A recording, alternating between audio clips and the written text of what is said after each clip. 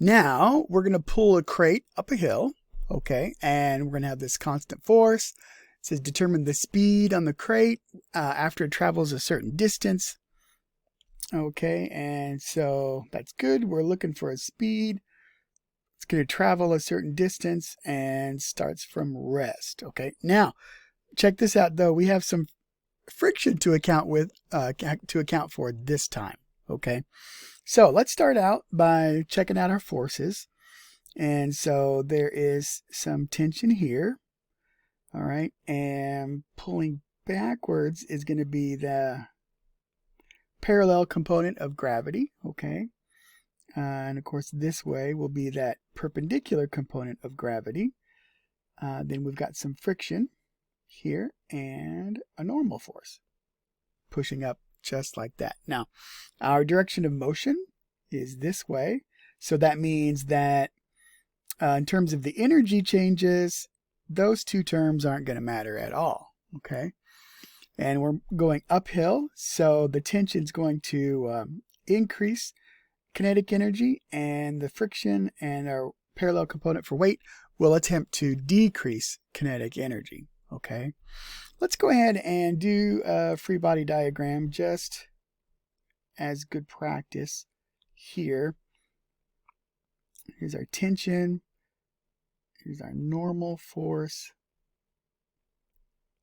friction, the parallel component of the weight, and the perpendicular component of the weight, just like so. Okay, and so we do learn here from this, because we got to have the friction, and the friction is going to be mu times the normal force, and so we learn here that that's mu mg.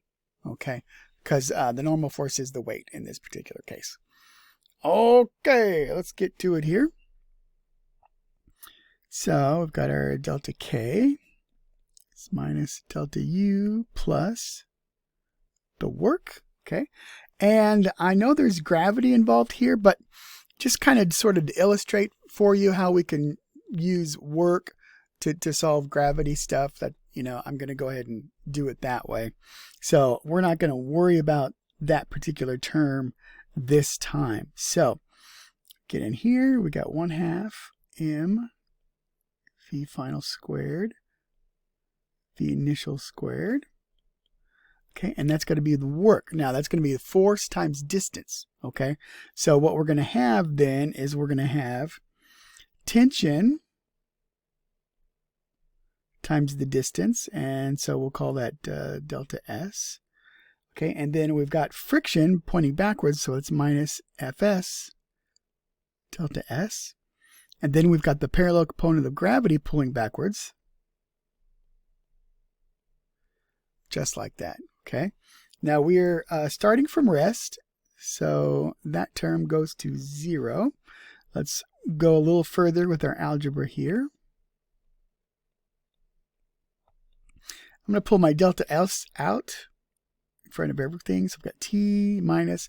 Now Fs we already said was mu mg. And the parallel component of the weight is mg sine theta, where theta is 30 degrees. Okay. So we set it up like that, and we're going to roll through. Say, do it the same way, v squared. Okay, so I'm going to say 2 delta S over the mass. Okay, and I got my tension minus mu mg minus mg sine theta. Okay, so then we can plug in just our different values. It's very straightforward. And so I'll let you guys do that. Remember, when you plug it into this, you're going to end up with v squared. So make sure you take the square root of that before you try to put it into mastering physics. Okay.